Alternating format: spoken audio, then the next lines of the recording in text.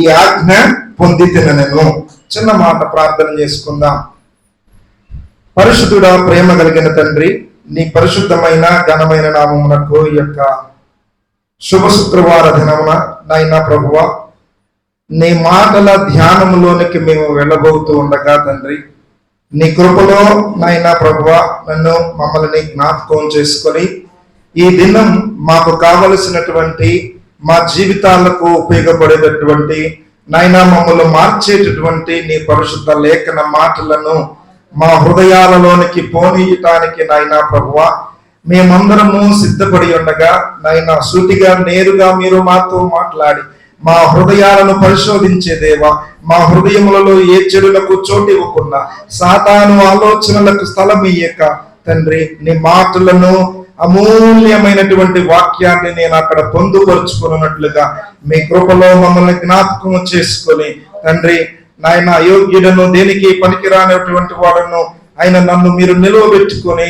తండ్రి నీ యొక్క స్థానములో నాయనా ప్రభువా, ఇదిగో తండ్రి ఎవరు కూడా నాయనా ప్రభుది భర్తీ చేయలేనిది కానీ తండ్రి, ఇదిగో తండ్రి ఈ సమయంలో నాయనా ప్రభువా నీ నోటి బోరగా నన్ను వాడుకుంటున్నందుకు నీకే వందనాలు స్తోత్రాలు చెల్లిస్తూ ముందున్న సమయంలో నాయనా ప్రభువా నీ చిత్తములో మాతో మాట్లాడమని యేసు క్రీస్తు వారి అతి శ్రేష్ఠ నామములో ఈ ప్రార్థన అడిగి పొందుకుంటున్నాము తండ్రి, ఆమేన్.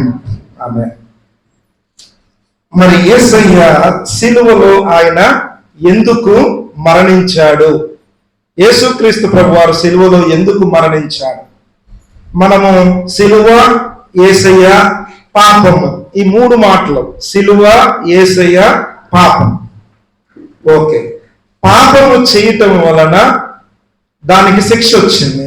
ఆ శిక్ష మనం భరించాలి, కానీ మన ప్లేస్ లో యేసయ్య సిలువలో ఆ శిక్షను భరించాడు. సిలువలో ఆయన ఎందుకు మరణించాడు అనే విషయాలను మనము ఇప్పుడు చూద్దాం. ఆయన ఇక్కడ మనం చదువుకున్న దాంట్లో ఒక మాట ఉంది, ఎవడును నా ప్రాణమును తీసుకున్నాడు.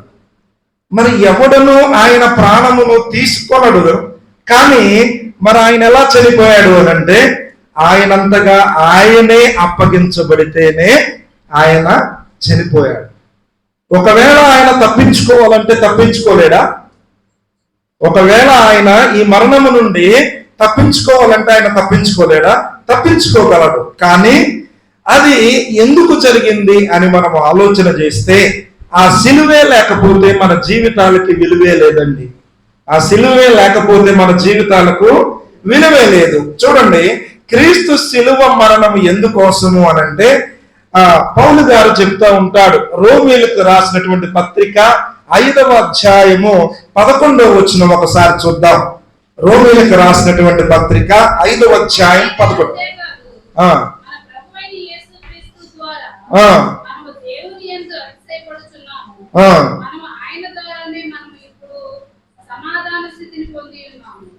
మనము ఆయన ద్వారానే ఇప్పుడు సమాధాన స్థితిని పొంది ఉన్నాం.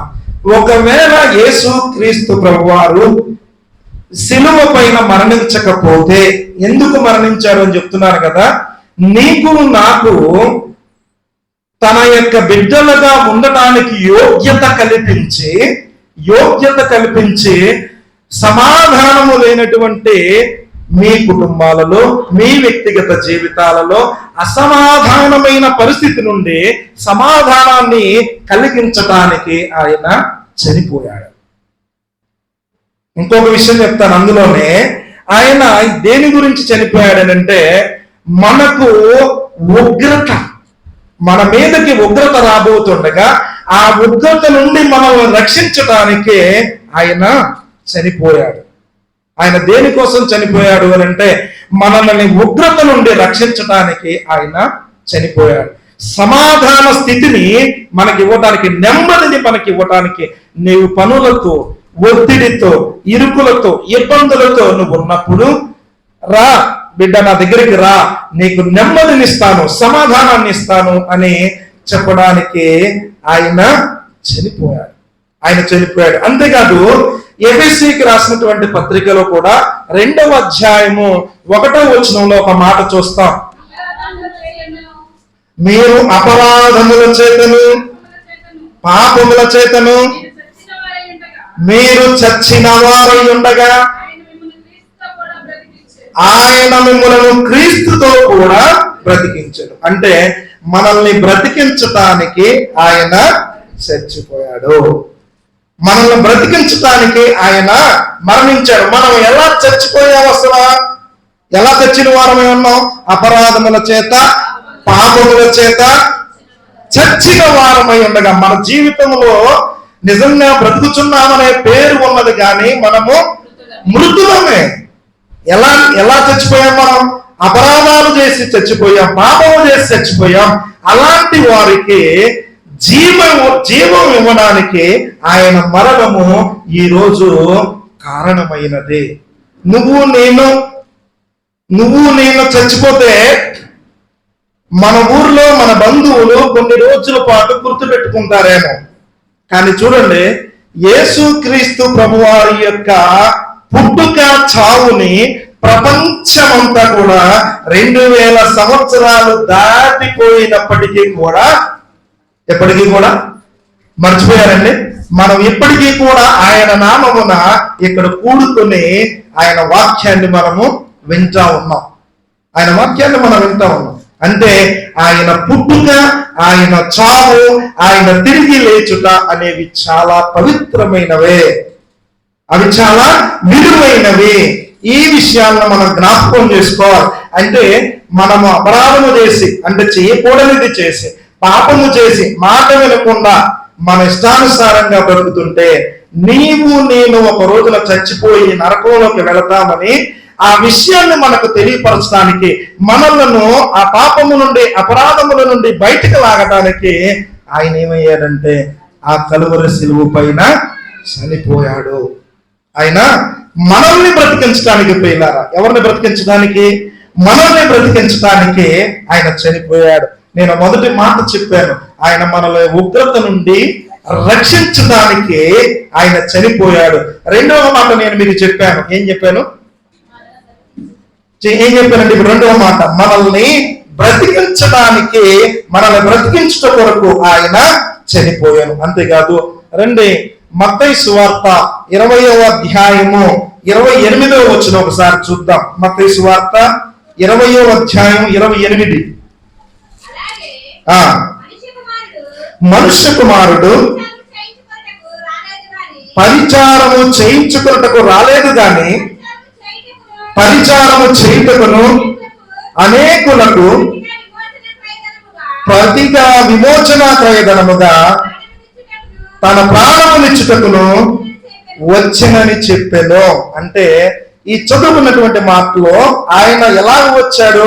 మనుష్య కుమారుడు పరిచారము చేయించుకున్నటకు రాలేదు గాని పరిచారము చేయుటకే. దేవుడే పనివాడిగా, పరిచారకుడు అని అంటే అర్థం ఏంటంటే అక్కడ పనివాడిగా ఈ లోకానికి వచ్చారంట. ఎవరి కోసం? కింద ఉంది. ఎవరి కోసం? అనేకులకు ప్రతిగా విమోచన క్రయధనముగా తన ప్రాణము నిచ్చుటకు వచ్చనని చెప్పాను. అంటే ఆయన పనివాడుగా ఎవరి కోసం వచ్చాడంట? నీ కోసం, నా కోసం, మనందరి కోసం. అందుకనే ఒక మాట అక్కడ రాయబడింది, అనేకులకు ప్రతిగా. అంటే ఆయన మరణము అనేకులకు విమోచన క్రయధనంగా ఉపయోగపడింది. ఆయన విలువ చెల్లించాడు.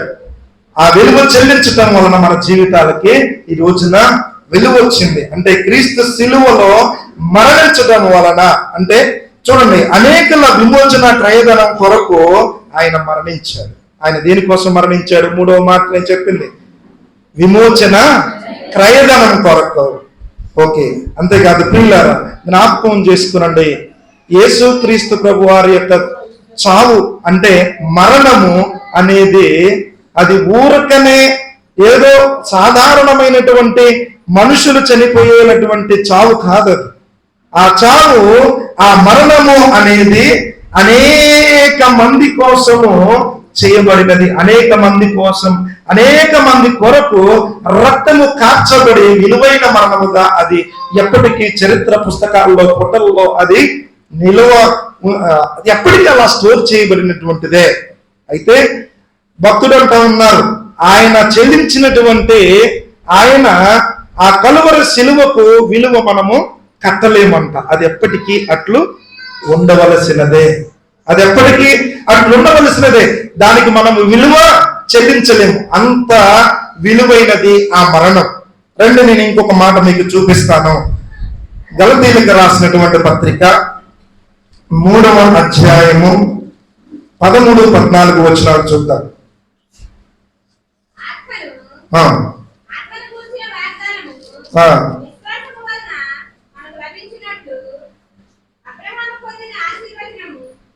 క్రీస్తు యేసు ద్వారా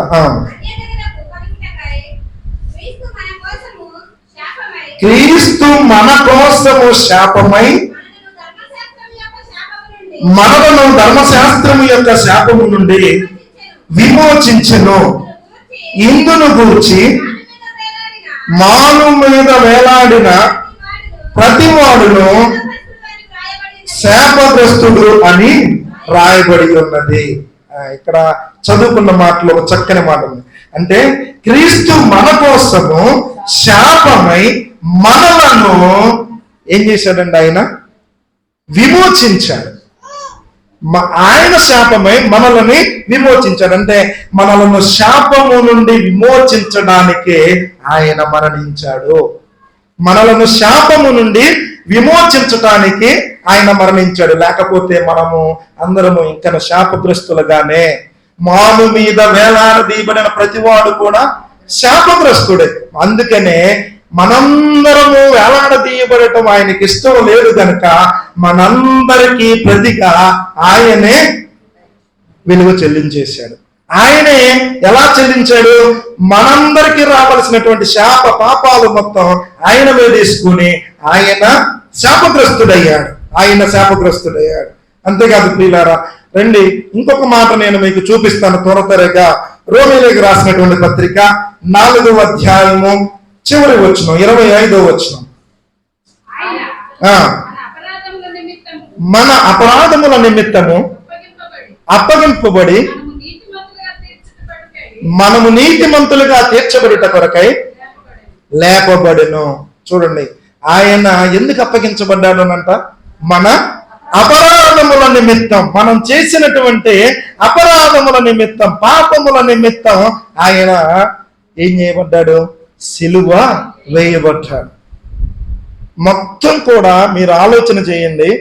7 దినాలకి క్రీస్తు సిలువపై పలికిన 7 మాటలను ఒక్కొక్క రోజు ధ్యానం చేస్తే చివరిగా అనిపిస్తుంది ఆ 7 మాటల్లో గాని, ఆ సిలువ పైన పలికిన మాటల్లో గాని, అంతకు ముందు జరిగిన సంభాషణలో ఆ హేరోదు దగ్గర గాని, పిలాతు దగ్గర గాని జరిగిన ఏ సంభాషణలో చూసినా గాని, యేసు క్రీస్తు ప్రభువారు పుట్టినప్పటి నుండి చనిపోయే వరకు కూడా ఎక్కడ తన స్వార్థము కొరకు ఒక్క మాట గాని, తన స్వార్థము కొరకు ఒక తప్పుడు ప్రవర్తన గాని ఆయన కలిగి ఉన్నట్లుగా మనము చూడలేదు. మరి ప్రతి చోట మన జీవితాన్ని మనం పరిశీలిస్తే మనం ఎలా ఉన్నాము అంటే అపరాధము, పాపము, చెప్పండి, చచ్చిన వారం. అపరాధముల చేత, పాపము చేత మనం చచ్చిపోయి ఉంటే యేసయ్య అసలు ఏ శాపము, ఏ పాపము, ఏ అపరాధము లేకపోయినా కానీ మన కోసం ఆయన శాపగ్రస్తుడయ్యాడు. ఎందుకు ఇవన్నీ అసలు ఆయన ఎందుకు చెయ్యాలి అని అంటే, తనను పంపించినటువంటి ఒక ఆయన ఉన్నాడు ఇక్కడికి, లోకానికి. రండి చూపిస్తాను ఆ మాట కూడా. యోహాను సువార్త 19వ అధ్యాయం 30వ వచనం. యోహాను సువార్త 19వ అధ్యాయం 30. సమాప్తమైనదని చెప్పి తల వంచి ఆత్మను అప్పగించెను. ఎవరికి అప్పగించాడు ఆత్మ? తండ్రికి. అంటే కుమారుడు తన తండ్రి చిత్తాన్ని నెరవేర్చడానికి ఆ కలువరి సిలువలో మరణించాడు. కుమారుడు తండ్రి చిత్తాన్ని నెరవేర్చడానికి ఆ కలువరి సిలువలో ఆయన మరణించాడు. నిజంగా ఈనాటి కుమారుల పరిస్థితి ఏంటి? మరి ఈనాటి కుమారుల పరిస్థితి ఏంటి? కుమార్తెల పరిస్థితి ఏంటి? తండ్రి మాట వినేవారా? తల్లి మాట వినేవారా? వారి దారి వారే చూసుకునేవారా? నాకు రెక్కలు వచ్చాయి, నేను ఎగిరిపోతా. ఇప్పుడు దాకా రెక్కలు వచ్చే వరకు పెంచిన తల్లి ఏమైపోయింది, తండ్రి ఏమైపోయాడు. ఇప్పుడేమో రెక్కలు రాగానే నేను స్వతంత్రం కలిగిన పక్షి వలె ఎగిరిపోతాను అన్నాడు. అయితే క్రీస్తు ప్రభువారు తన యవ్వన కాలములోనే తను పుట్టినది మొదలుకొని 33.5 సంవత్సరాలు ఈ భూమి పైన జీవించినప్పుడు, ఆ 3.5 సంవత్సరాలు ప్రభు సేవ చేసిన తర్వాత, ఇదిగో చిన్న వయసులోనే నీకు చావు వస్తుంది, నువ్వు చనిపోతావు, నువ్వు చచ్చిపోవాలి, భయంకరమైన చావు, అంతకంటే భయంకరమైన చావు ఈ ప్రపంచంలో ఎవరికి కూడా రాదు. ఎందుకంటే ఈ ప్రపంచంలో ఉన్న అందరి పాపాలు నీపైనే మోపబడుతున్నాయి కాబట్టి ఆ చావు అంత భయంకరమైనదే. సో అలాంటివి నువ్వు పొందాలి అన్నప్పుడు అక్కడ యేసు ప్రభు వారు ఎలా తెలుసా, వదకు తేయబడిన గొర్రె పిల్ల వలె తల వంచుకున్నాడు. ప్రియులారా, ఆ గొర్రె పిల్లని తీసుకొచ్చి అతను ఏం చేస్తాడు, నరికేస్తాడు. ఆ బుచ్చర్ ఆ మాంసం కోసి అతను నరికేస్తాడు. అయితే యేసు క్రీస్తు ప్రభు వారు కూడా తన శరీరాన్ని ఈ లోకంలో ఉన్న మనందరి కోసం, అందులో ఉన్న విలువైన రక్తాన్ని ఆయన మన కొరకు కార్చాడు. ఎస్, తండ్రి చిత్తాన్ని నెరవేర్చుట కొరకు యేసయ్య చనిపోయాడు. తండ్రి చిత్తాన్ని నెరవేర్చుట కొరకు యేసయ్య చనిపోయాడు. నేను ఇంకొక మాట చెప్తాను. 7 మాటలు ఉన్నాయి. ఎక్కడ? సిలువ పైన 7 మాటలు. నేను కూడా 7 మాటలు చెప్తా ఉన్నాను యేసయ్య. ఎందుకంటే 7 అనే సంఖ్య అక్కడ చాలా అది సంపూర్ణతని చూపిస్తుంది, ప్రాముఖ్యమైనది. అయితే ఈ 7 అనే ఒక విషయాన్ని చూస్తే యూదుల మధ్య దీనికి చాలా విలువ కలిగినది. ఈ 7వ మాట కూడా నేను మీకు చూపిస్తాను. ఇది మనందరిలో యేసయ్య కోరుకునేది. ఆయన చావుకు, ఆయన మరణానికి ఈ విషయంలో మనం గనక ఆయన అనుకున్నట్లుగా ఉంటే దానికి మనం ఎంతో కొంత ఏం చేసిన వాళ్ళైతే, ఆయన చావుకు మనం విలువ కట్టలేము, కానీ ఆయన మరణానికి మనం విలువ కట్టలేము, కానీ ఆయన కోరుకున్న దాంట్లో ఒకటి మనము నెరవేర్చిన వారం అవుతాం. రండి చూపిస్తాను. ఎఫెసీయులకు రాసినటువంటి పత్రిక 5వ అధ్యాయము 27వ వచనం చూద్దాం.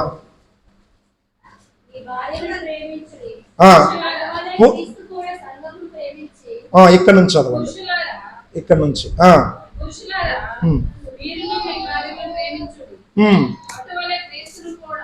ఇక్కడ నుంచి గట్టిగా చదవండి. క్రీస్తు కూడా సంఘమును ప్రేమించి, రైట్, జాగ్రత్తగా వినండి. అది కళంకమైనను ముడత అయినను అట్టిది మరి ఏదైనాను లేక, రైట్, ఈ మాట కావాలి. పరిశుద్ధమైనది గాను నిర్దోషమైనది గాను మహిమ గల సంఘము గాను ఆయన తన ఎదుట నిలువబెట్టుకోవాలని వాక్యముతో ఉదక స్నానము చేత దానిని పవిత్రపరచి పరిశుద్ధపరచుటకై దాని కొరకు తన్ను తాను అప్పగించుకున్నాడు. చూడండి, ఆయన ఎందుకు తన్ను తాను అప్పగించుకున్నాడు అని అంటే, సంఘములో ఏ ముడత, ఏ కపటమైనది, ఏ చెడు కూడా ఉండకూడదు. మీ మధ్యన మీరు మాట్లాడేటప్పుడు, మీ బంధాలలో, మీ సంబంధాలలో ఏ విధమైనటువంటి ఏముండకూడదండి, మోసకరమైనది, కపటమైనది, ముడత అయినది, వంక పెట్టేది ఏది కూడా ఉండకూడదండి. ఒక మాటలో ఏముండకూడదు, వంక పెట్టేది ఏది కూడా ఉండకూడదు. యేసుక్రీస్తు ప్రభు వారు కోరుకునేది ఏంటంటే, అక్కడ ఉంది, మనలను పరిశుద్ధపరచుటకై ఆయన తనకు తాను అప్పగించుకున్నాడు అని దాని అర్థం. ఆ వచనం, ఆ 2 వచనాలు 3 వచనాల అర్థం ఏంటంటే, మనలను పరిశుద్ధపరచుట కొరకై ఆయన తన్ను తాను అప్పగించుకున్నాడు. కాబట్టి ప్రియ అక్క, చెల్లి, తమ్ముడు, అన్న, నేను ఇక్కడ నిలవబడి ఇది నా మాటలుగా నేను చెప్పటం లేదు. పరిశుద్ధ గ్రంథములో నుండి నేను ఏమీ దీనికి జోడించకుండా దేవుని యొక్క వాక్యములో ఏవైతే చెప్పబడ్డాయో అయ్యే మాటలు నేను మీకు చెప్పాను. కాబట్టి జ్ఞాపకం ఉంచుకోండి, ఆయన సిలువ మనకు విలువనిచ్చింది. ఆయన సిలువ మనకు విలువనిచ్చింది. మనం విలువ లేని వారమే. చూడండి, మీరు ఒకసారి జ్ఞాపకం చేసుకోండి, మన ఊర్లో కానీ ఎక్కడైనా పొలాలని పక్కన వాళ్ళ పొలము ఎవరైనా వేయకపోతే మనం ఏం చేస్తాం? వాటిని ఎంతో కొంత ఇస్తామని కౌలుకు తీసుకుంటామండి. కౌలుకి ఇన్ని బస్తాలు ఇస్తామని ఇట్లా తీసుకుంటాం. తీసుకునేటప్పుడు ఎలాంటి పొలాన్ని తీసుకుంటాం? జనరల్గా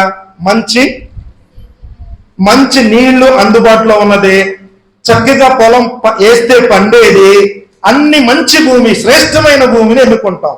కానీ ఇక్కడ ఒక ఆశ్చర్యమైన సంగతి ఏంటంటే, ఏ శ్రేష్టత, ఏ మంచి, ఏ మేలు కూడా లేనటువంటి పర్ర భూమిలాగా ఉన్న మనల్ని ఆయన ఎన్నుకున్నాడు. అసలు చవిటి భూమి అనొచ్చు ఒక మాటలో, బ్యారన్ ల్యాండ్.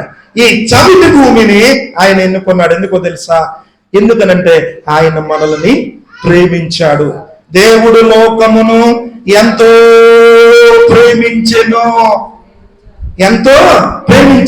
ప్రేమించాడు కాబట్టి ప్రేమించిన వారి కొరకు కూడా ఇంకొకడు ప్రాణము పెట్టటము అరుదు. కానీ యేసయ్య మనందరి కోసం ఆయన ప్రాణం పెట్టాడు. ఎందుకు పెట్టాడు అని అంటే నేను చెప్పాను. మళ్ళా ఒకసారి గుర్తు చేసి ఆ వరుసగా 7 మాటలు నేను గుర్తు చేసి ముగిస్తాను. మొదటి మాట, ఉగ్రత నుండి రక్షించటానికి ఆయన చనిపోయాడు. మనందరినీ మన మీదకి రాబోతున్నటువంటి ఉగ్రత ఏ రోజు ఎలా వస్తుందో పాట పాడుతూ ఉంటాం. అప్పుడప్పుడు ఏం పాట అండి అది?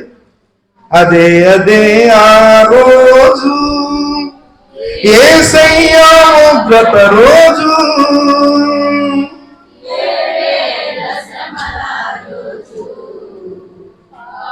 పాపులంతా ఏడ్చే రోజు. ఉగ్రత రోజు అంట. అది ఎలాంటి రోజు? ఎలా వస్తుందో నీ మీదకి, అది భూకంపమై వస్తుందా, తుఫాన్ అయి వస్తుందా, సునామీ అయి వస్తుందా, అది ఎలా వస్తుందో ఉగ్రత, నాశనమును తీసుకొచ్చేది. అది ఆ నాశనము నీకు కలగకూడదని ఆయన ఏం చేశాడు తెలుసండి? ఆయన చనిపోయాడు. ఆ నాశనాన్ని మన మీదకి రానిపోకుండా ఆయన చనిపోయాడు. మొదటి మాట. రెండవ మాట, మనలను బ్రతికించుట కొరకు ఆయన చనిపోయాడు. మనల్ని బ్రతికించుట కొరకు. ఎందుకని? ఒకవేళ ఆయన చనిపోకపోతే మనం ఏమయ్యేవాళ్ళం? చనిపోయేవాళ్ళం. ఈ రోజున నీకు ఒక నమ్మకం ఉండాలి. ఆయన చనిపోయాడు కాబట్టి నేను కూడా యేసు ప్రభు వారిలాగా చనిపోయాక తిరిగి లేవగలను అనేటువంటి ఒక విశ్వాసము, ఆ నమ్మకము యేసుక్రీస్తు ప్రభు వారు మనందరి జీవితాలలో కలిగించాడు. మరణాన్ని ఓడించాడు. ఆ లేపబడినప్పుడు ఆ ఎత్తబడే గుంపు, ఏ గుంపులో మనం ఉంటామో మన ప్రవర్తన, మన క్రియలే ఇక్కడ నిర్దేశిస్తాయి. మన ప్రవర్తన, మన క్రియలే. మూడవ మాట చెప్పినట్లయితే, అనేకుల కొరకు ఆయన విమోచన క్రయధనంగా ఆయన మరణించాడు. అనేకులకు ప్రతిగా విమోచన క్రయధనంగా ఆయన మరణించాడు. నాలుగవ మాట నేనేం చెప్పాను అంటే, మనలను శాపము నుండి విమోచించుట కొరకు ఆయన మరణించాడు. ఐదవ మాట నేనేం చెప్పాను అంటే, మన అపరాధముల నిమిత్తము ఆయన అప్పగించబడ్డాడు, చనిపోబడ్డాడు. ప్రియులారా, ఆరవ మాట చాలా విలువైన మాట. పిల్లలారా, ఇక్కడ కూర్చున్న పిల్లలారా, మీ తండ్రికి విలువనివ్వండి. మీ తండ్రి మాటను చెవిన పెట్టకండి. మీ తండ్రి మాటకు విలువిచ్చి, మీ తల్లి మాట, పెద్దలు ఎవరైతే మాట చెప్పారో ఇక్కడ కూర్చున్న పిల్లలందరికీ చెప్తా ఉన్నాను, యేసయ్య తన తండ్రి మాటను ఎప్పుడు కూడా తోసివేయలేదు. ఆయన తండ్రి చిత్తాన్ని నెరవేర్చడానికే ఈ లోకానికి ఆయన వచ్చాడు. తండ్రి చిత్తాన్ని నెరవేర్చడం వరకు. అది ఆరవ మాట. ఏడవ మాట, మనందరినీ పరిశుద్ధుల గుంపులో పరిశుద్ధులుగా చూడటానికి ఆయన మరణించాడు. మనమందరం పరిశుద్ధుల గుంపులో ఉండాలి, పరిశుద్ధపరచబడాలి. నిష్కలంకమైనది గాను, ఎలాగంటే ముడత లేనిది గాను, ఏ కపటము లేనిది గాను మనం కనపడాలని ఆయన దాని కొరకు మనందరి శిక్ష యావత్తు ఆయన పైన వేసుకున్నాడు. మరి ఒకవేళ నేను ముగిస్తాను, ఒకవేళ మనము దేవుడు ఈ మాటలన్నీ చెప్పాడు, మరి మనం చెయ్యకపోతే, ఈ మాటలు విన్నాం కదా, 7 రోజులకి ఒక్కొక్క మాటను జ్ఞాపకం చేసుకోండి అని చెప్పా. సిలువ పైన పలికిన 7 మాటలైనా జ్ఞాపకం చేసుకోనండి. ఒక్కొక్క మాటను ధ్యానం చేస్తా ఉంటే ఆ 7 మాటల్లో ఈ సృష్టిలో ఆయన వచ్చినది మొదలుకొని ఎలాంటి పరిస్థితులు ఉన్నాయి, మనుషులు ఎలాంటి వారో చెప్పాడు, మనుషులు ఎలాంటి వారో చెప్పాడు. అంతేకాదు ఆయన పనిని మర్చిపోకుండా ఆయన తల్లి పట్ల చూపిన ప్రేమ, మరి అక్కడున్న ఆ దొంగలను ఎవరినైనా సరే ప్రేమించే ప్రేమ, అసలు ప్రతి దాంట్లో కూడా ప్రేమ ప్రేమ ప్రేమ, యేసయ్య ప్రేమ మనకి కనపడింది. అంటే ఎన్ని ఉన్నా కానంత ప్రేమ ఎప్పటికీ నిలిచి ఉండును, ప్రేమ ఎప్పటికీ కూడా నిలిచి ఉండును. ఆ ప్రేమే యేసుక్రీస్తు ప్రభువారు, ఆ ప్రేమే యేసుక్రీస్తు ప్రభువారు. కనుక ఆ ప్రేమ లేకపోతే నీ కోసము ఎవరు చనిపోతారండి? ఈ లోకంలో మన తల్లిదండ్రులు కట్టుకున్న భర్త, పిల్లలు సైతం కూడా ఒకరి కోసం ఒకడు చనిపోవాలంటే, నువ్వు చచ్చిపోలే, నేను కొన్నాళ్ళు బ్రతుకుతా, ఇంకో కొన్నాళ్ళు బ్రతుకుతా అనుకుంటాం. కానీ యేసయ్య యవ్వనుడిగా ఉండగానే తండ్రి మాటకు తలొగ్గాడు. ఆయన చిత్తాన్ని నెరవేర్చే ఈ రోజున నీలో నాలో మనందరిలో పరిశుద్ధతను చూసి ఆయన సంతోషించాలని, ఆయన ఆనందించాలని చేతులు చాచి ఆయన పిలుచుచున్నాడు. దేవుడి మాటలను తన ఉనికిలో దీవించి ఆశీర్వదించునుగాక. ఆమేన్.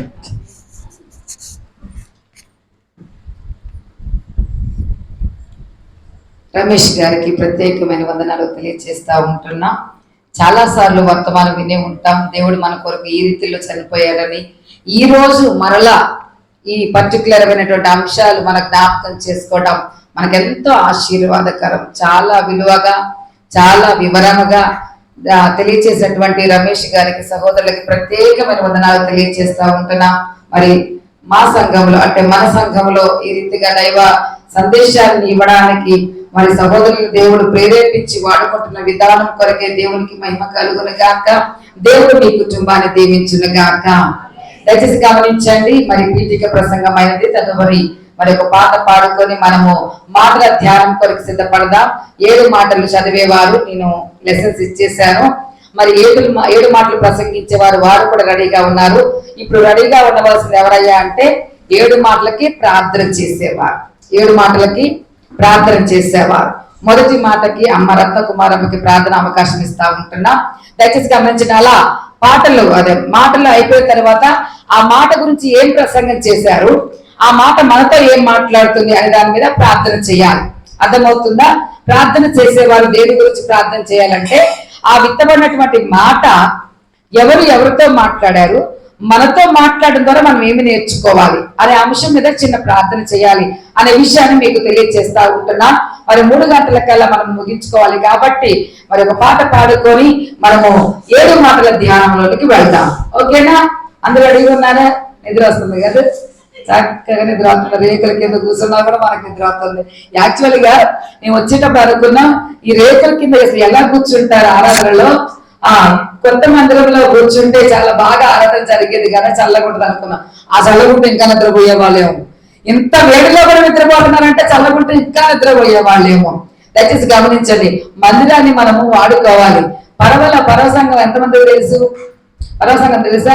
కళ్యాణరావు మాస్టర్ మా ఆరాధన పూర్తి అవ్వలేదని మందిరము 2 సంవత్సరాలు అందులో ఆరాధన జరిపారు. తర్వాత ప్రతిష్ఠ చేశారు. మనం ఈ రేకుల్లో భయంకరంగా ఉంటాయి ఈ పరిస్థితుల్లో. జ్ఞాపకం చేసుకొని మనం దేవుని ఆలయాన్ని దేవునికి ఆరాధించడం కొరకు ఉపయోగించాలి అనే విషయాన్ని తెలియజేస్తా ఉంటున్నా. ఒకసారి దేవుని స్తోత్రం చెప్తామా? హల్లెలూయా, హల్లెలూయా. కలువరి సిలువలో విలువ నాకు తెలిపెనురా, కలుషము పాపి కరుణను చూపి నన్ను వెదకెనురా.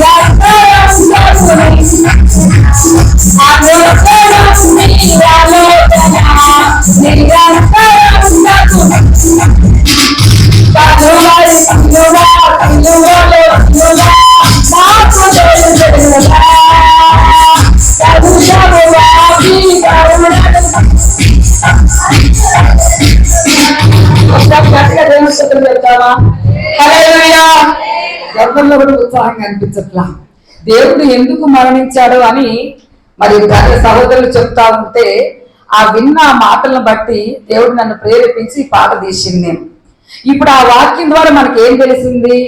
దేవుడు ఎందుకోసం మరణించాడో, మన కోసం ఎందుకు మరణించాడో అనేది తెలిసింది.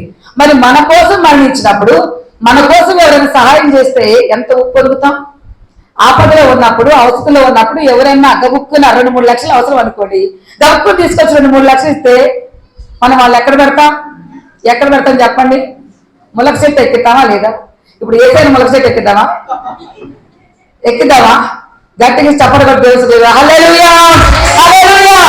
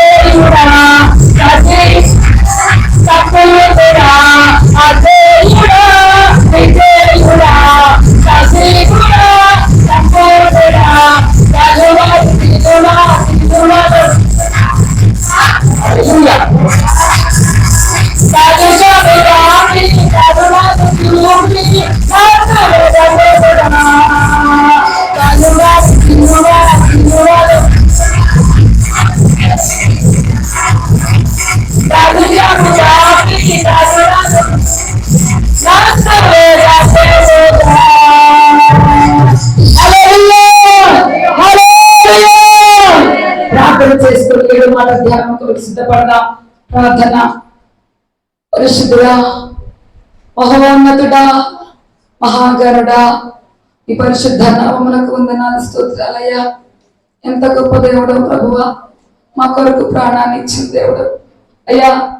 ప్రతిదీ కూడా మా కొరకే చేశావు, నీ కొరకు నువ్వేదీ చేసుకోలేదు అయ్యా.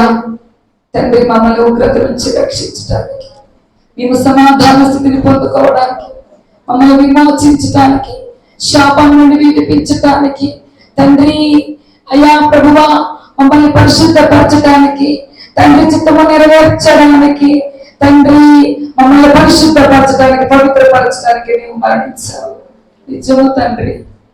ఎంతమంది అయ్యా యథార్థముగా ఇదిగో నా దేవుడు నా జీవితము కొరకు మరణించినందుకు నేను ఆయన కొరకు పరిశుద్ధంగా జీవిస్తాను, ఆయన కొరకు నీ సమాధాన స్థితి పొందుకుంటాను, సమాధానకరంగా జీవిస్తాను, నా ఉగ్రతను నేను రక్షించబడతాను అనిచ్చి అయ్యా ప్రభు ఎంతమంది వారి హృదయాన్ని పరిశుద్ధం చేసుకుంటున్నారు. అయ్యా మంచి వర్తమానం ద్వారా అయ్యా మాకు మీరు తెలియజేసిన విధానం కొరకు ఎన్నిక స్తోత్రాలు. నిజమే, మా కొరకు మా భార్యలు ప్రాణం పెట్టలేరు, భక్తులు ప్రాణం పెట్టలేరు, బిడ్డలు ప్రాణం పెట్టలేరు. అయ్యా నీ అగాపే ప్రేమను బట్టి, నీ అనంతమైన ప్రేమను బట్టి మా కొరకు ప్రాణాన్ని పెట్టాను తండ్రి. నీకు స్తోత్రాలు. ఇకనైనాను అపరాధాలు పాపాలు చేయకుండా అయ్యా ఒకరినొకరు ప్రేమించుకుంటూ యథార్థముగా ముందుకు కొనసాగడానికి సహాయం దయచి, ప్రాముఖ్యంగా శిలువలో పలికినటువంటి 7 మాటలు త్యాగం చేస్తా ఉంటుండగా ఏర్పరిచిన వారందరిని బట్టి నీకు మహిమ కలుగును గాక, సిద్ధపడిన వారందరిని బట్టి నీకు మహిమ కలుగును గాక. ప్రతి ఒక్క బిడ్డను మీరు వాడుకోనండి, ప్రతి ఒక్క బిడ్డలతో మీరు ఉండండి, మీరు ముందు ఉండి అయ్యా వారి నోరు గోడగా మీరు మాట్లాడుకోండి. ప్రతి ఒక్క మాట కూడా విలువైన మాటే, మా జీవితాలకు ఉపయోగపడే మాటే. పరిశుద్ధాత్మ దేవుడా మాట చదివే వారి బిడ్డలను, ప్రసంగించే వారిని, ప్రార్థించే వారందరూ కూడా మీరు జ్ఞాపకం చేసుకుని నడిపించమని విజ్ఞాపన చేస్తూ, ముందుగా పీఠిక ప్రసాదానికి ముందుగా అయ్యా లెసన్ చదివే వారందరి బట్టి కూడా మీకు వందనాలు చెల్లిస్తూ, పాటలు పాడిన బట్టి బిడ్డ బట్టి మీకు వందనాలు చెల్లిస్తూ, మమ్మల్ని ఈ రీతిగా ఉజ్జీవంగా ఉత్సాహంగా నడిపిస్తుందుకు మీకు స్తోత్రాలు చెల్లిస్తూ, 7 మాటల ధ్యానంలో మా ముందు నడిపించమని, మా జీవితాలకు ఉపయోగపడే మాటలు మీరు నడిపించమని యేసుక్రీస్తుని ప్రార్థించడం వేడుకొంచున్నాము తండ్రి. ఆమేన్. కొంచెం గట్టిగా. యాక్చువల్ గా ఈ 40 దినాలు కూడా ఉదయం 3:30కి లేచి నైట్ 12 గంటల పడుకునేసరికి అస్సలు వాయిస్ రావట్లేదు. అయితే ప్రభునందు ప్రియమైన వాళ్ళరా, దేవుడు నేను ఇక్కడికి వచ్చినప్పుడు నేను ఒక మాట కూడా తెలియచేయదులే, ఆరోగ్యం బాగాలేదు, అవకాశం బిడ్డకిద్దా నేను ఎప్పుడూ చెప్తా ఉంటా కదా అనుకున్నాను. దేవుడు అందరినీ ఏర్పాటు చేశాడు, మాటలకి చదివే వారిని అందరినీ కూడా ఏర్పాటు చేశాడు, ప్రార్థన కూడా ఏర్పాటు చేస్తారని నమ్ముతున్నాను, గమనించండి. కానీ వాక్యం చెప్తా ఉంటే మనలో ఏం కలగాలి అంటే ఉజ్జీవం కలగాలి, ఉత్సాహం, ఉజ్జీవం రగలాలి. ఆ వాక్యం విన్నప్పుడు మనలో ఉన్నటువంటి కదలికలు మార్పు మనకి రావాలి. అప్పుడే విన్న వాక్యం ద్వారా మనకి ప్రయోజనము కలుగుతుంది. ఆంధ్ర క్రైస్తవ కీర్తన 196వ కీర్తన, ఆహా మహా మహా శరణ్య అని ఆ కీర్తన పాడుతూ మొదటి చరణం పాడుతూ మరి మొదటి మాట కొరకు సిద్ధపడడం. వాక్యం చదివేవారు మొదటి మాట ఎవరమ్మా? ఓకే, రెడీగా ఉన్నాం కదా? ఎస్, 196వ కీర్తన. పాట వచ్చిన వారు మైక్ తీసుకురండి, ప్రసంగించే వారు సిద్ధపడండి, ప్రార్థన చేసేవారు కూడా సిద్ధపడండి. తదుపరి 2వ మాటకి ఎవరు ప్రార్థన చేస్తారో? అమ్మా నేను ముందుగానే చెప్దాం అనుకున్నాను కానీ నాకు సమయం, ఆదివారం సమయం సరిపడలేదు, నేను తెలియచేయలేక దేవుని చిత్తం అయితే మరి వచ్చే సంవత్సరం మేము ఉంటే మరి అందరూ పేర్లు కూడా చక్కగా ఎవరు ప్రార్థన చేస్తారు, ఎవరు ప్రసంగం చేస్తారు అయితే నేను ముందుకు కొనసాగింప చేస్తాననే విషయాన్ని మీకు తెలియజేస్తా ఉంటున్నా. ప్రార్థన చేసే తల్లులు ప్రార్థన చేయండి మాటల కొరకు. నేను చేస్తాను అని మీరు చేయకపోతే ఆ మాట కొరకు మనం ప్రార్థన చేద్దాం. మొదటిగా అమ్మని అడిగినప్పుడు నేను ప్రార్థన చేస్తానని చెప్పారు, అందుకని మొదటి మాటకి వదిలిపడి రత్నకుమార్ అమ్మ నేను అడిగినప్పుడు వారు తెలియజేశారు కాబట్టి వారు ప్రార్థన చేస్తారు. పాట పాడుకుందాం. రెడీ?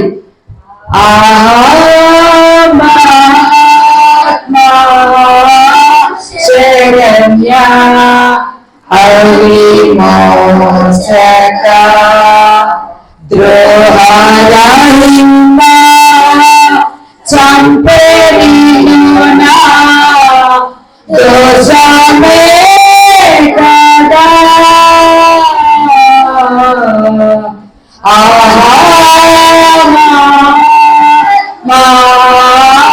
శరణ్య హరి మోచక వీరలను క్షమించు తండ్రి నేరడియు కోరితితును నిన్ను జాపు శరణ్య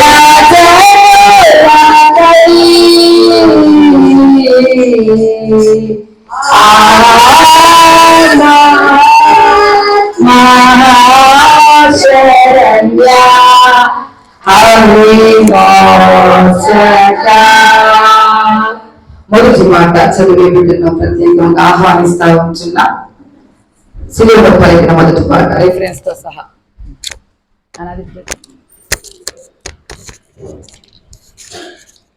యేసుక్రీస్తు ప్రభువు శిలువ మీద పలికిన మొదటి మాటగా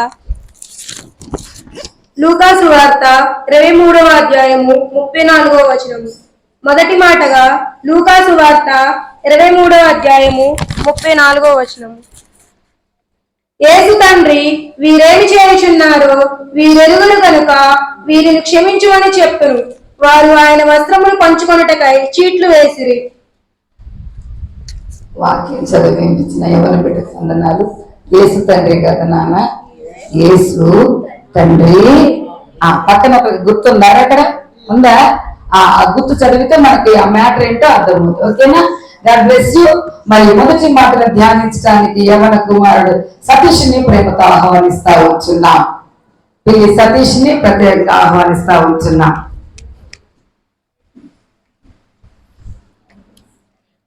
అందరికీ వందనాలు.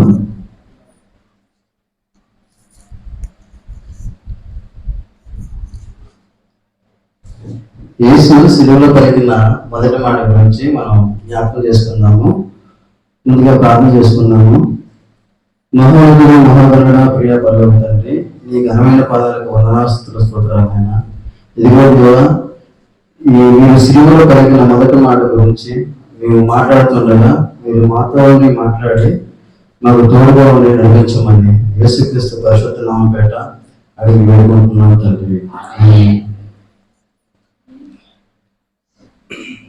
యేసుక్రీస్తు వారు శిలువలో పలికిన మొదటి మాట లూకా సువార్త 23:34వ అధ్యాయంలో వచనంలో, తండ్రి వీరేమి చేస్తున్నారు వీరు ఎరుగను కనుక వీరిని క్షమించమని చెప్పాను. ఇది యేసు ప్రభు వారు శిలువలో పలికిన మొదటి మాట. ఇది యేసు ప్రభు వారు తన తండ్రికి విజ్ఞానంతో కూడిన ప్రార్థన చేస్తున్నట్టుగాను, అలాగే క్షమాపణ కలిగిన మనసులో కలిగినట్టుగాను, ప్రేమ కలిగిన మాటగాను ఆయన తండ్రితో మాట్లాడుతున్నాడు. అదేవిధంగా యేసు ఈ మాటలో వీరు ఏమి చేయించున్నారని అంటూ ఉన్నారుగా.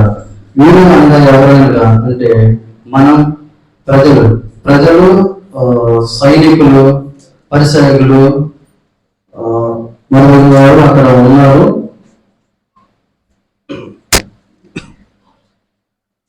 వాళ్ళు సైనికులు వాళ్ళందరూ వేసుకోవాలని అక్కడ ఏం చేస్తున్నారో బైబిల్లో చూద్దాము. లూకా సువార్త 23:21 వచనం.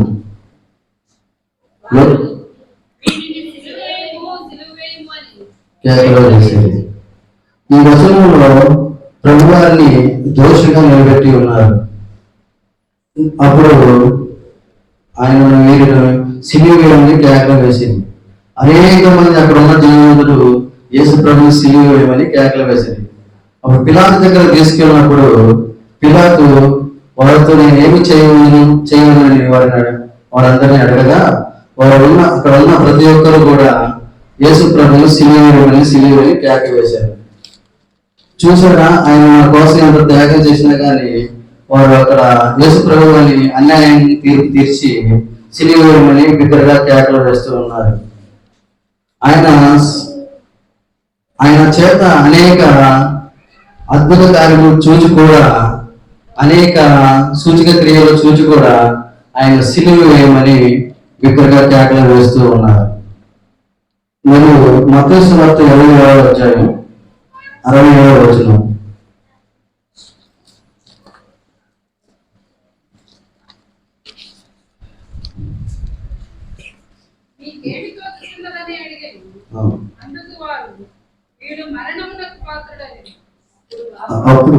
అప్పుడు వారు ఆయన ముఖము మీద ఉమ్ము వేసి ఆయనను పూజిరి.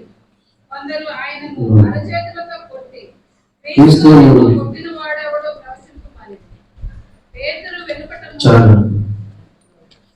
అక్కడ యేసు ప్రభు అని ఈ వచనంలో గుర్తించినట్లయితే సైనికులు యేసు ప్రభు అని ఎంతగా హింసించారనేది కూడా మనం గమనించవచ్చు. దౌర్బలుడు రత్నవరుడైన 10 గలలో ప్రియుడైన యేసు ప్రభు వారి ముఖం మీద ఉమ్ము వేసి ఉన్నారు. ఆయనను గుద్దారు. కొంతమందిని అరసిదలతో కొట్టి నువ్వు కొట్టి ప్రవచించు అని కూడా హేళన చేస్తున్నారు. అదేవిధంగా మత్తయి సువార్త 27:29 నా తండ్రి 27:29 ఆయన కలకు పెట్టి ఆ, ఒక నెల్లు ఆయన కుడి చేతిలో నుంచి ఆ, ఆయన ఎదుట మోకాళ్ళుని ఆ, యూదుల రాజా నీకు శుభమని ఆయనను అపహసించి ఆ. ఆయన మీద ఉమ్మివేసి ఆ. ఆ రెల్లును తీసుకొని ఆ. దానితో ఆయన తల మీద కొట్టిరి. చాలు. చూసారండి, ఆయన ముళ్ళ కిరీటం మళ్ళీ తన తల మీద పెట్టి కొట్టినప్పుడు ఎంత బాధ కనిపించారో. మనమైతే ఒక ముళ్ళు గుచ్చుకుంటేనే ఎంత బాధపడుతూ ఉంటామో, అలాంటిది యేసు ప్రభు వారి మీద తలకి ముళ్ళ కిరీటం పెట్టి కూర్చున్నప్పుడు ఆయన ఎంత బాధపడుతూ ఉన్నారో మనం జ్ఞాపకం చేస్తూ ఉండాలి. ఇదే విధంగా ప్రజలు, సైనికులు, యూదులు కూడా ఆయనను బాధ పెట్టింది.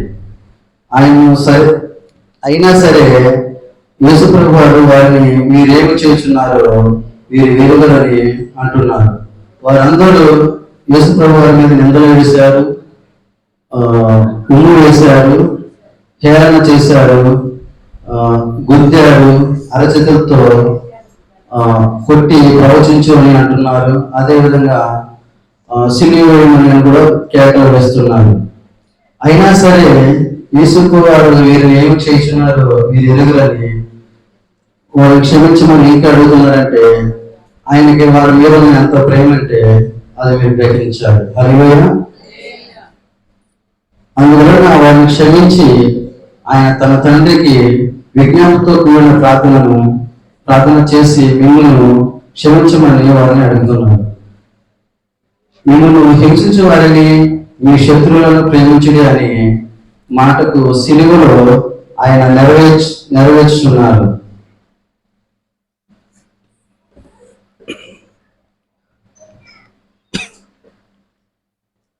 ఈ మాటలో ఆయన ప్రేమ ఉన్నది, ఆయన క్షమాపణ మనసు కలిగి ఉన్నది, కరుణ ఉన్నది. ఆయన హింసించే వారిని క్షమించమని తన తండ్రికి ప్రార్థన చేసి విజ్ఞానంతో కూడిన ప్రార్థన చేస్తూ ఉన్నాడు. మత్తయి సువార్త 44వ వచనం, 5వ అధ్యాయం 44వ వచనం.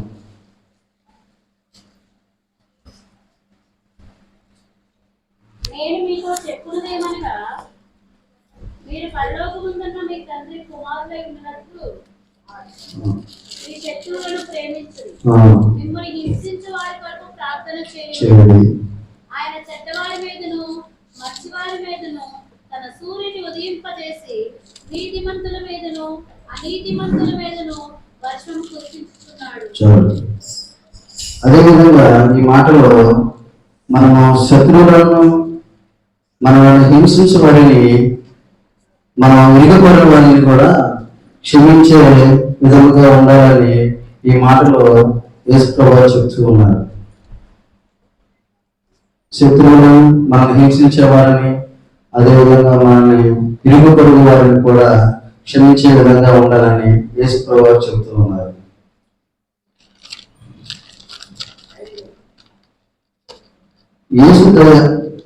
యేసు యొక్క దయ, తన ప్రేమ ఈ మాటలు కనబడుతుంది. యోహాను సువార్త 15:13.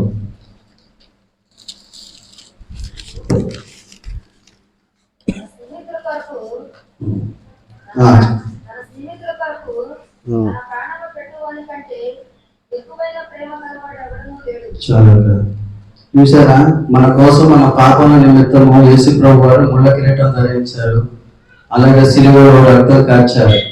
అదే నీ కొరకు నా కొరకు నీ తమ్ముడే కానీ లేదా అక్కే కానీ తల్లిదండ్రులే కానీ ఎవరు కూడా నీ పాపల నిమిత్తం నీ కొరకు కూడా ఎవరు ప్రాణం ఇవ్వడానికి ఒప్పుకోరు. అలాంటిది యేసు ప్రభు వారు మన కొరకు సిలువలో త్యాగం చేసి సిలువలో నీ పాపాల నిమిత్తం తన రక్తాన్ని చిందించాడు. ఈ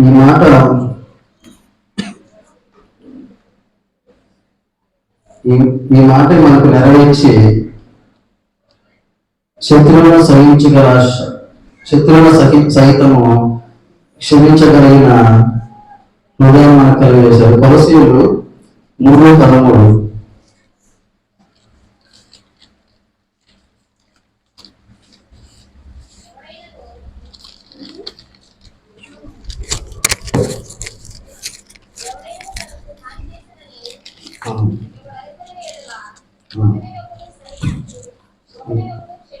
క్షమించండి,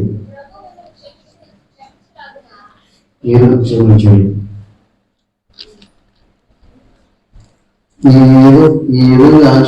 ఈ వచనంలో ఒకరినొకరు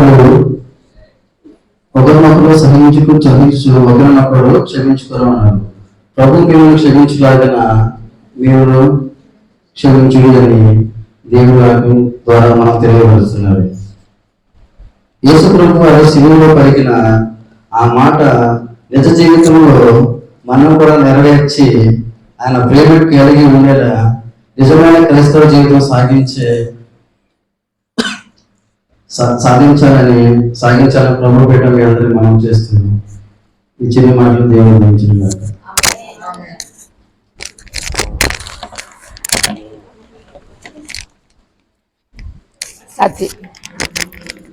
సతీష్కి ప్రత్యేకమైన వందనాలు తెలియజేస్తా ఉంటున్నాం. యవ్వన బిడ్డలు దేవుని మాటల కొరకే నిలబడాలి. తక్కువ సమయంలో తెలియజేసినప్పుడు సిద్ధపడిన విధానం కొరకే దేవునికి మహిమ కలుగును కాక. దీని ద్వారా మనకి ఏమర్థమవుతుంది అంటే యేసుక్రీస్తు ప్రభువారు మొదటిగా తన తండ్రితో ఉన్నటువంటి ఆ సంబంధాన్ని ఆయన వేరే విధంగా ఉపయోగించుకోలేదు.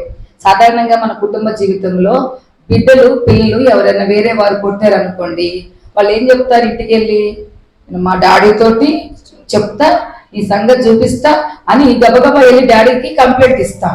అయితే ఇక్కడ తండ్రి కుమారుల మధ్య ఉన్న సంబంధం ద్వారా యేసుక్రీస్తు ప్రభువారు ఏం చేశారు అంటే తండ్రి అయిన దేవునికి విజ్ఞాపన చేశారు. ఆయన్ని ఎంతో మంది హింసిస్తున్నారు. వారు ఎలా హింసించారు అంటే తెలియక చేశారు.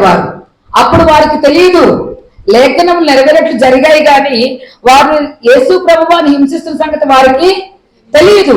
వారు తెలియక చేశారు కాబట్టి తెలియక చేసిన దానికి ఏముంది? క్షమాపణ ఉంది. ఆ క్షమాపణ ద్వారా వారు ఏం పొందుకున్నారు అంటే దేవుని దయను పొందుకున్నారు. దాని ద్వారా మనమేమి నేర్చుకోవాలి అంటే ప్రభునందు ప్రియమైన వాళ్ళగా మనల్ని హింసిస్తున్న వారి కొరకు మనము ప్రార్థన చేయాలి. మన శత్రువుల కొరకు ప్రార్థన చేయాలి. ఎవరైతే మనకు వ్యతిరేకంగా ఉన్నారో వారి కొరకు ప్రార్థన చేయాలి. అప్పుడు దేవుడు మనల్ని క్షమిస్తారు అనే విషయాన్ని క్షమాపణ అనే మాట ద్వారా మనం జ్ఞాపకం చేసుకుంటున్నాం. రోమిలికి రాసిన పత్రికలో ప్రార్థన చేస్తారు. మన బలహీనత అన్ని కూడా ఎరిగి దేవుడు అంట తండ్రి అయిన దేవునికి విజ్ఞాపన చేస్తాడంట. మూలుగుల ద్వారా ఆయన విజ్ఞాపన చేస్తాడు మన అవసరత ఏంటో. అదే విజ్ఞాపన చేశాడు. అయ్యా వీరందరూ తెలియక చేస్తున్నారు, తండ్రి వీరిని క్షమించమని గొప్ప మనసును చాటుకున్నారు. నేటి జీవితంలో ఆ క్షమాపణ పొందుకున్న మనము కూడా వేరే వారిని క్షమించాలి. అట్టి కృపాధన్యత పరిశుద్ధాత్మ దేవుడు మనకు మన సంఘానికి అనుగ్రహించును గాక. ఈ యొక్క మాట నిమిత్తమై ప్రార్థన చేసుకుందాం. మొదటి మాట నిమిత్తం మరి ఉదురుపాటి రత్నకుమారం చిన్న ప్రార్థన చేస్తారు. అతడు మరి రెండో మాట కొరకు సిద్ధపడదాం. వాక్యం చదివేవారు ఎవరు? రెండో మాట. Okay, very good. ప్రార్థించడమ్మా.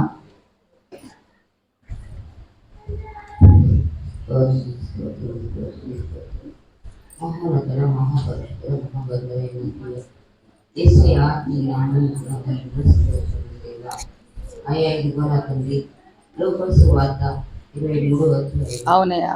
నా తండ్రి ఆయన 33వ వచనం ద్వారా 34వ వచనం ద్వారా నా తండ్రి మేము మాకు విరుద్ధమైన వాక్యాన్ని